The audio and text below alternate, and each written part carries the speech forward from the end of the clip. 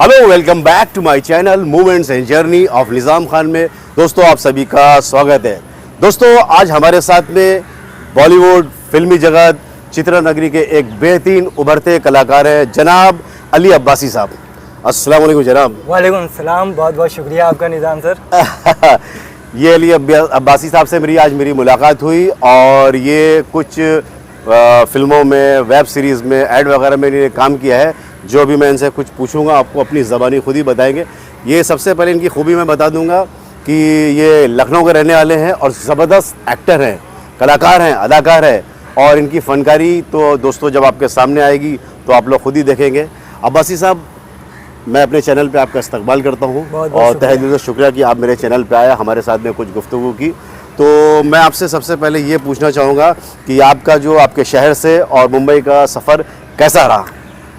मुंबई का सफ़र तो बहुत अच्छा रहा और मैंने 14 साल थिएटर किया है और मैंने थिएटर में कम से कम 7 दफ़ा बेस्ट एक्टर अवार्ड हासिल किया है, 2 दफ़ा नेशनल लेवल पर और 5 दफ़ा स्टेट लेवल पर। और वहाँ पे मैं कैरेक्टर आर्टिस्ट ना थिएटर किया करता था और मेरे टीचर भी जो लगान के ज़ुबान के ट्रांसलेट और उसमें एक्टर हैं श्री राजा अवस्थी सर, उनका श्री राजा अवस्थी सर जिनका जिक्र किया है जी, मैं उनका शागिर्द हूँ और मैंने अपना थिएटर का सफ़र रंग यात्रा से शुरू किया है।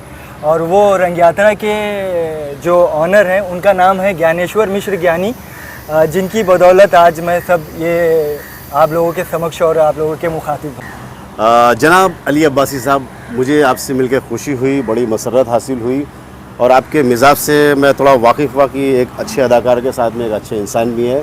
तो इतनी खूबसूरत आंखें जो आपने छुपा के रखी है चश्मे के पीछे, ज़रा दर्शकों को अपनी आंखें और चेहरा दिखाइए ज़रा। तो अब्बासी साहब वाकई में बड़े दिलचस्प आदमी हैं। तो मैं आपसे एक बात और ये पूछना चाहूँगा कि जब आप लखनऊ में थिएटर कर रहे थे तो उस वक्त तो आपने अपने करियर की शुरुआत एक्टिंग में कर दी थी, लेकिन पहली बार आपका जब आपने सोचा कि मुझे मुंबई में आना है, बॉलीवुड में अपनी किस्मत आजमाना है, तो वहाँ से जब आप निकले तो क्या सोच के निकले थे और क्या करना? मैंने ये सोच के निकला कि वहाँ थिएटर में इतनी इनकम नहीं हो रही थी जिससे मैं अपना घर पाल सकूँ और फादर की इनकम भी इतनी नहीं थी कि वो मुझे पाल सकें और थोड़ा बहुत है ना घर का खर्चा संभाल सकते थे और मैं भी उनकी उसमें थिएटर की इनकम से मदद करता था। तो उसके बाद है ना लोगों ने कहा कि तू एक कैरेक्टर आर्टिस्ट है, अपने आप में यूनिक है, तो तू मुंबई जा, तुझे देखते साथ ही काम मिलेगा। मैं पहली बार कब ख्याल आया कि मुझे बॉलीवुड में अब कदम रखना चाहिए, उसकी क्या तैयारी करके आए लखनऊ से?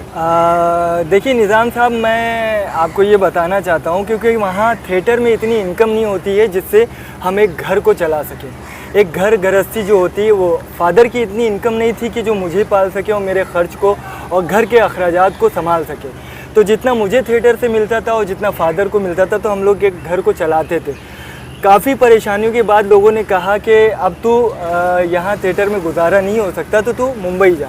तो मुंबई जाने के बाद कहने लगे कि तू एक कैरेक्टर आर्टिस्ट है, बहुत अच्छा ग्रो कर सकता है। तो मैंने कहा कि ठीक है, कोशिश करता हूँ, अगर हुआ तो थिएटर आर्टिस्ट, एक कैरेक्टर आर्टिस्ट वहाँ पे कामयाब हो सकता है।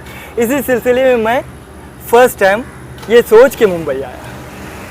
देखिए दोस्तों, ये एक मंझे और रंगे हुए कलाकार की खूबी होती है कि जब वो कोई चीज़ को सोचता है या करना चाहता है तो शिद्दत से कोशिश करता है और उस चीज़ के लिए कदम बढ़ाता है। और गाड़ी जहाँ पे ख़राब होती है तो दोस्तों वहाँ बनती नहीं है, उसके लिए वर्कशॉप पे लेके जाना पड़ता है। और इस वक्त जो है इनका वर्कशॉप जो है बॉलीवुड है। मेरी दुआएं हैं आपके साथ में, आपका सफ़र बहुत अच्छा हो और बेहतरीन हो। मुझे ये बताइए, जो फ़िलहाल आप यहाँ पे आए और आने के बाद जो है बॉलीवुड ने आपको कैसे वेलकम किया, कैसे आपको काम मिला? पहले तो बॉलीवुड में मुझे काम बहुत लेट मिला, 6 महीने हो गए, 1 साल हो गए।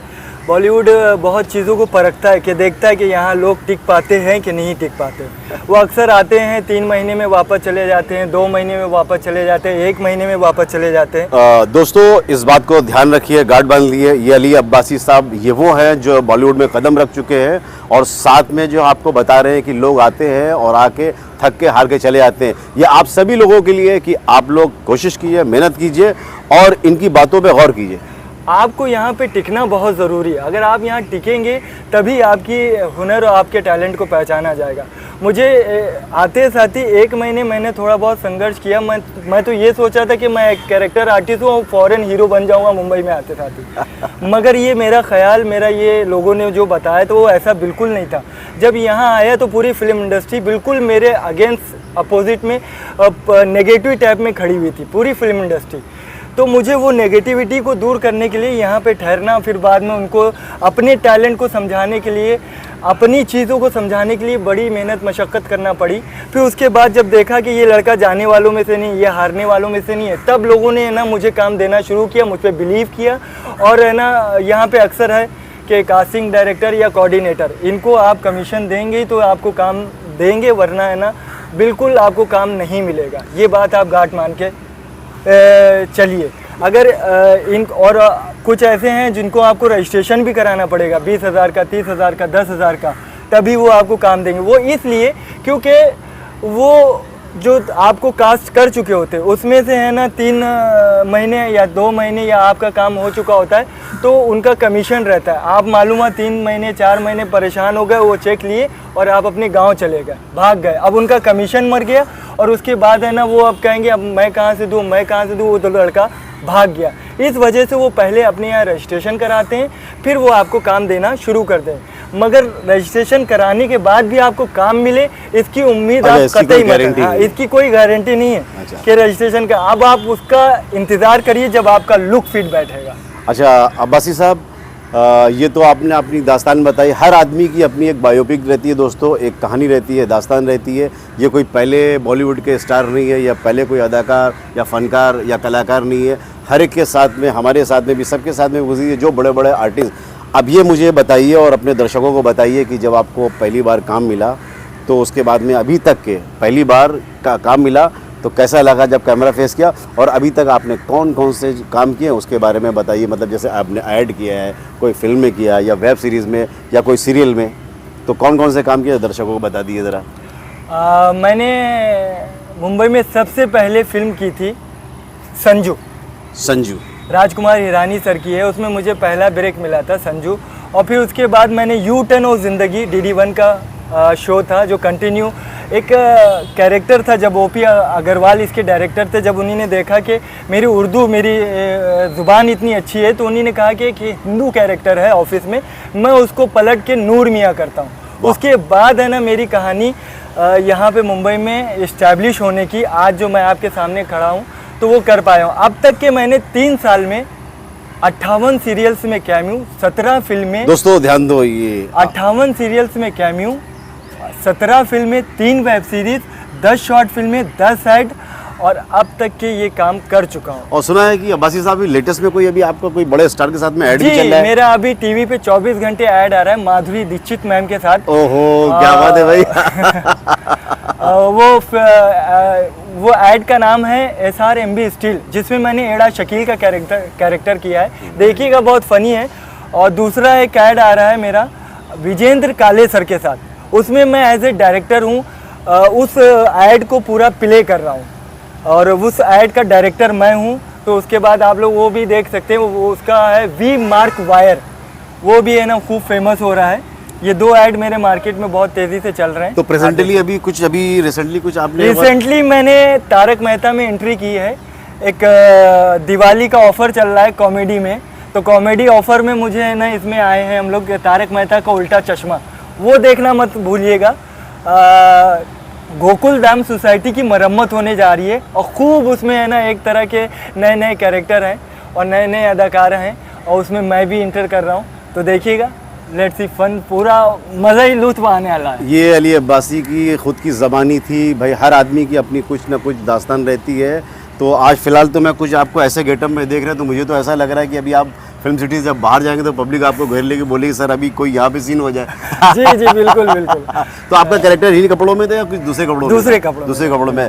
मैं आपके लिए एक शेर बोलना चाहूँगा जनाब, बड़ा अच्छा लगा, खुशी हुई कि मेरी किस्मत के सितारे अगर मुनव्वर होते जी, मेरी किस्मत के सितारे अगर मुनव्वर होते, मंजिल मकसूद के जो आप रहबर होते, मंजिल मकसूद के जो आप रहबर होते, वो तो डर था मुझे आपकी रुसवाई का, वरना अली अब्बासी मेरी मोहब्बत के निशान आपके दर पे होते हैं। क्या कहने, इसी शेर के बदौलत मुझे भी कुछ याद आ हाँ, रहा है बिल्कुल, आपकी बिल्कुल, ऑडियंस के लिए। हाँ, बिल्कुल बिल्कुल। जो कि मोटिवेशन और जो अपने आप को मुंबई में आकर काम करना चाहते हैं उनके लिए। Very good very good. ना कर तमन्ना ऐ दिल तू किसी को पाने की, ना कर तमन्ना ऐ दिल तू किसी को पाने की, बड़ी बेदर्द निगाहें हैं इस ज़माने की, बड़ी बेदर्द निगाहें हैं इस ज़माने की, खुद को बना ले इस काबिल इस कदर के लोग रखे तमन्ना सिर्फ तुझको पाने की। हो बहुत खूब, के लोग रखे तमन्ना सिर्फ तुझको पाने की। बेहतरीन, लाजवाब,